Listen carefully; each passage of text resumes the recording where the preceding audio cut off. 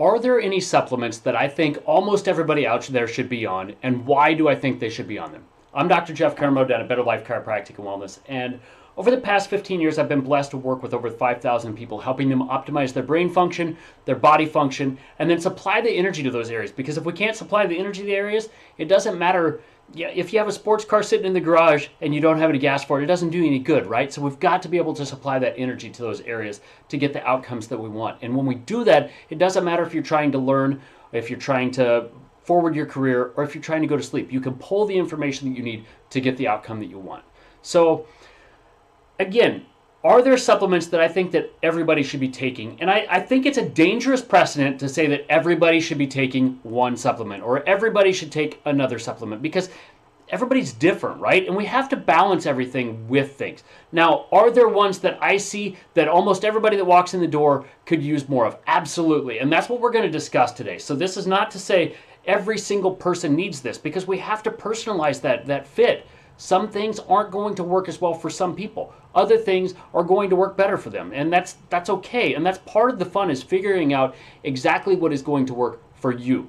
But when we make those blanket statements of everybody should be on this, everybody should be on that, I think that's kind of an arrogant way of looking at that, because there are very, very few things outside of oxygen, water, things like that everybody needs. So first one we're going to cover, omega-3 fatty acids, particularly DHA. And the omega-3 fatty acids are a very important thing. And a lot of people, especially here in the Midwest, don't eat enough seafood to actually maintain their levels. And the best quality sources of that DHA come from seafood. And it's a different thing, right? There are ways to get other forms of omega-3 fatty acids. There are ways to get DHA from like algae and different things like that. But you have to be careful with those sources, because those algal sources are easily changed by heat and time and different things like that. So they can actually end up being more inflammatory to your system than when they come from a more stable, more structured fish type of source. So quality does matter on these. But the reason that we need this, and the reason that people in the Midwest don't get enough of it, is when we have our omega-3s and our 6s balanced, our cell membranes have what they need to basically process things the way that they're supposed to. And the cell membrane is kind of like the brain of the cell. It used to be assumed that the nucleus was the brain of the cell, but that cell membrane is actually what determines the health of the cell. If we don't have enough of those healthy omega-3 fatty acids, we struggle to make healthy cells. The other aspect of this, that DHA, that healthy omega-3 fatty acid, basically makes the covering of the brain. So if you have an extension cord, that outside covering of it, that insulation on it, that's ultimately what that DHA performs. It wraps those cells and allows them to function faster, it allows them to function more efficiently, and it keeps some of those signals from kind of firing off in different places. So it's a very, very important thing to have balanced out. I'm not going to make a recommendation of the one that I make.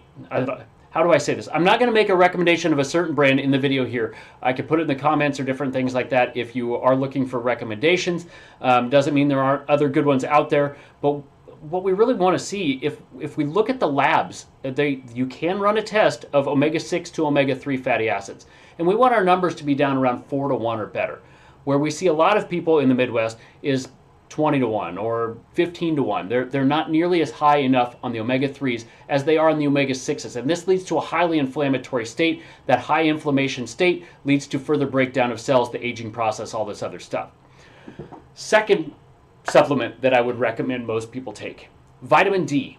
And part of the reason for this is if we don't have that omega-3 to omega-6 ratio, or omega-6 to omega-3 is usually the way it's listed, if we don't have that ratio in the proper form, it's hard for us to make vitamin D in the proper amounts that we need. Also, when we get into the northern hemispheres or the further south hemispheres, we don't have as much sunlight year-round, and when we don't have that sunlight year-round, it's hard for us to make the vitamin D, especially through those winter months. In those winter months, we get really, really low. Immunity starts to fade, different things like that. So whereas the omega-3s are more important on a cellular level of, is the cell membrane performing the way that it's supposed to? Is the inflammation under control? Different things like that. Vitamin D is going to be more of an immune inflammatory type of situation. So having your vitamin D levels checked is important on this, because you can go high in vitamin D levels. If your vitamin D levels get too high, you can have some liver damage or different things like that. Now, I know people that keep theirs above the range of what is normal, and they do just fine with it.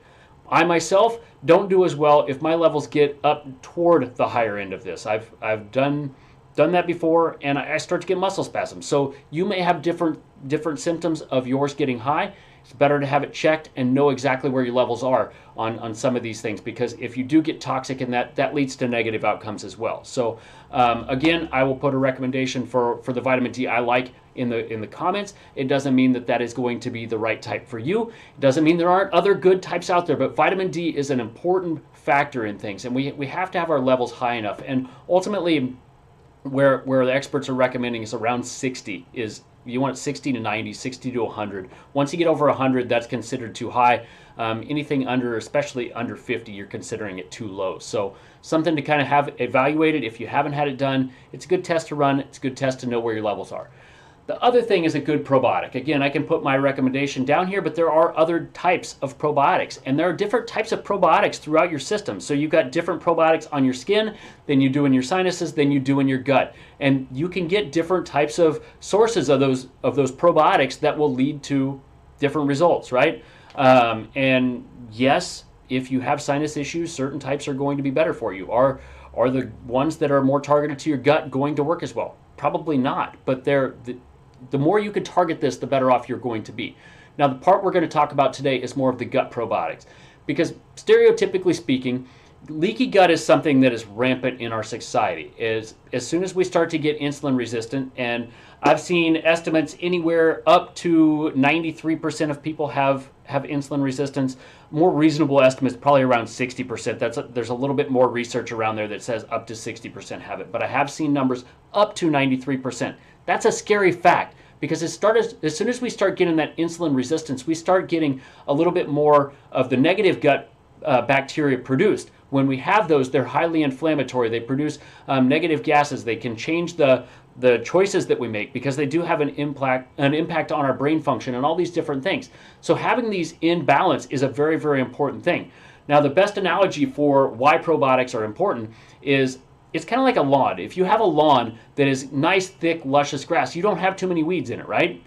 You can easily address those little weeds and get rid of them. However, if you have a patchy lawn, you have to worry a lot, because those weeds come in and they start to take everything over, and it doesn't take long before they kill off the grass and they're moving in the wrong direction. Same thing happens in your gut. If you have everything in the proper proportion, and there's always going to be negative bacteria in there, there's always going to be good bacteria in there. We want them in the proper balance. When we can balance those out, it's like having the nice luscious lawn. It keeps some of those negative things from taking over. However, if we feed those negative ones, they start to spiral in the wrong direction. Stereotypically, what feeds them is sugars. The other aspect of this is when we get exposed to too many pesticides, that it shows that stereotypically they're killing off the good bacteria, the ones that we want to keep in our gut. So that combination really drives us toward more inflamed gut, more leaky gut, and once we have that leaky gut, we have inflammation throughout the system, we have immune dysfunction throughout the system, and it kind of spirals in a negative direction. So there are a lot of different types of probiotics out there. Grabbing the right one is difficult to find. And what is the right one? You know, there's $1 million question there. You can do some stool testing to get a better idea of what kinds of strains that you have and different things like that. Stereotypically speaking, using more of a broad-based spectrum is something that I have found that's worked better for my patients in the past. That broad-based spectrum is not just your lactobacillus and your acidophilus, but is bringing in some of the other strains that can actually help immune function, that can actually help that inflammatory process and different things like that. Again, these are not blanket statements. I'm not saying that every single person needs these. So it's important to test. It's important to know your past history. It's important to talk to your providers and get a better idea of what is going to work best for you. Is this something that you need? Should you add this in, and how should you add it back in? But these are the three that I see that stereotypically most of the patients that walk in my door would benefit from taking them. As always, if you have questions on this, just drop me a comment, shoot me a message, whatever you need to do. I mean, stop in the office, however we need to do that. But let's have a conversation and let's see what we can do to drive you toward better health. And obviously, As always, I appreciate your time. I appreciate your attention. I know that those are your most valuable resources, and I appreciate you spending some of that with me. So if you do like this video, if it is helpful, please like or subscribe. Gives me good information. Otherwise, I'll catch you on next week's video.